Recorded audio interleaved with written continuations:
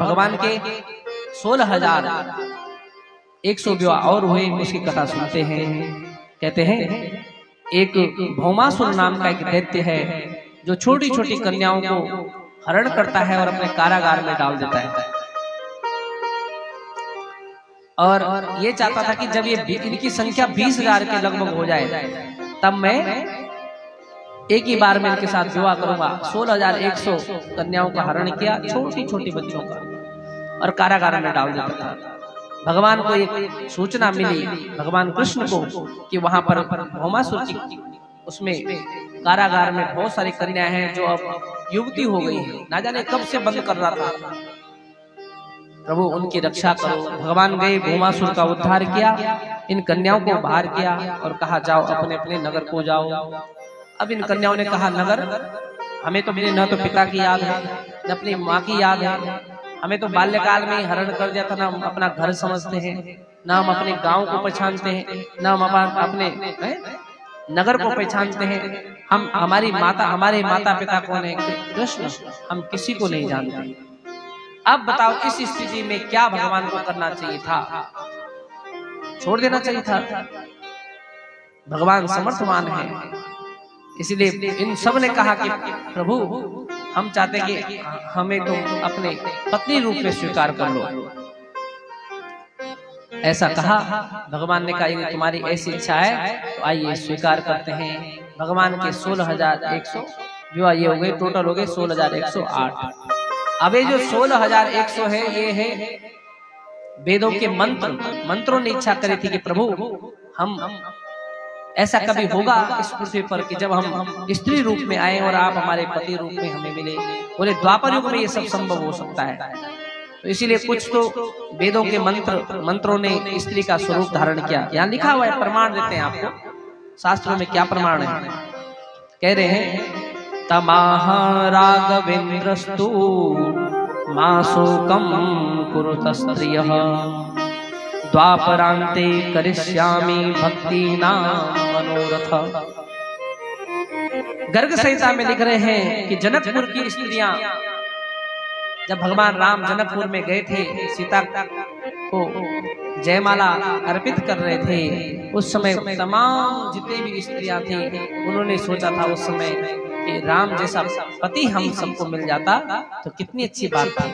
अब भगवान ने कहा इस जन्म में तुम्हारे मनोरथ पूर्ण होंगे, कृष्ण जन्म में तुम दोबारा स्त्रियां बनेगी और मैं तुम्हारा सबका वर्ण कर लूंगा। बोले भक्त वत्सल भगवान की। ये तो गर्ग संहिता का। दूसरा सुनते हैं पुरा महर्षेय सर्वे दंडकारण्यवासिनः रामं दृष्ट्वा हरिस्तत्रं भोक्तुं मे च न सुप्रीघम् ते सर्वे स्त्रीत्वमापन्ना समुद्भूताश्च गोकुले। जब भगवान दंडकारण्य में प्रवेश करते हैं वहां ऋषि कन्याएं भी यही भगवान के रूप में मोहित होकर ये मांगती है कि भगवान हमें ऐसा पति चाहिए।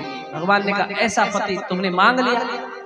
इन घटनाओं में आप एक चीज विशेष नहीं सुन रहे हो।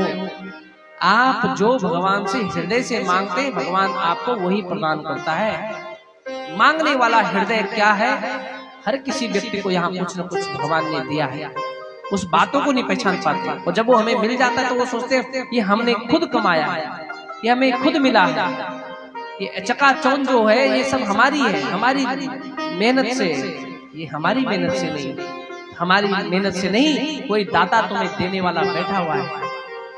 सबके मनोरथ भगवान, मन की भावों को समझ सकते हैं भगवान। योन्त प्रविश्य मम वाच मिमाम प्रसूताम। अंतःकरण में स्थित होकर भी भगवान अंतःकरण की बातें जान सकते हैं। अखिलांतरात्मा। भगवान इस जगत की अखिल आत्मा है।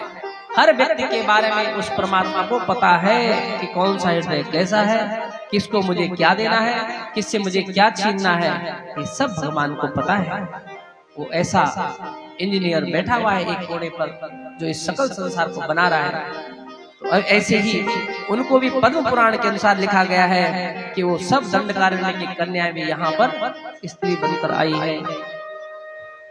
और तीसरा उदाहरण बताते हुए कहते हैं षोडशेवकलायस्तु गोपी रूपांबरानना एक एक सस्तासं भिन्ना सहस्रे पृथक पृथक।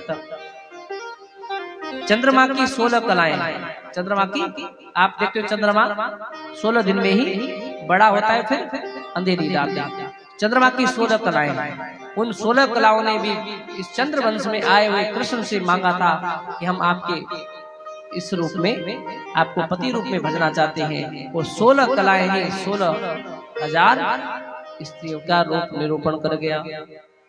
ये अलग अलग शास्त्रों में बताया गया कि वो साधारण कन्याएं नहीं थी, वो भगवान कृष्ण से संबंधित, राम से संबंधित और पूर्व जन्मों से संबंधित थी, जो आज भगवान को पति रूप में भज रही है।